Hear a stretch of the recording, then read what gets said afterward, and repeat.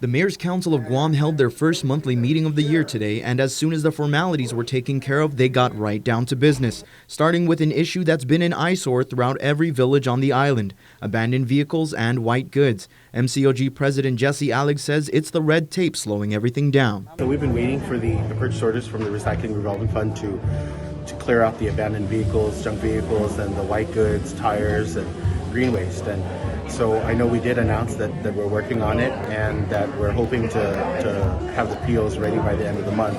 But of course, it's going through the government process of approval, and that's our holdup. Despite the hard work and dedication of each respective mayor's office, village mayors often find themselves in a no-win scenario when it comes to current laws that hinder their ability to get the job done. We're talking about all this other policy that is kind of left hanging and with no resolution. So I'm hoping that with our new term, we can work with our mayors together collectively on policy or revisit policy, existing policy, to either strengthen it, that gives us authority, or create or help create policy to help us execute our work.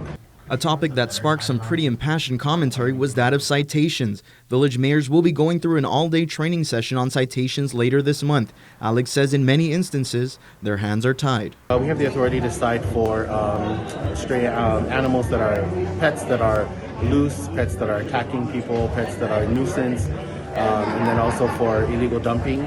But we can't cite for an abandoned vehicle that's on easement. We can't cite for certain things that are, like I said, there's a vehicle that's parked on the roadside for months.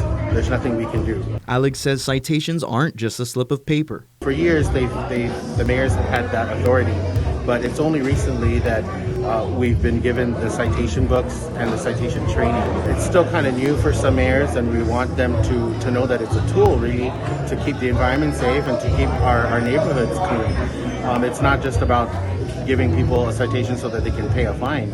But since the fines collected through the citations don't actually go to the mayor's offices but instead to the courts, MTM Mayor Rudy Paco suggested that they be divided, with a portion going back to the Mayor's Council to then be put back into the community. And for something like that to happen, it'll take some teamwork. We need to be as a team here. We need to work with the legislature and the administration and all the other agencies to get our work done. Reporting for Guam's News Network, I'm Peter Santos.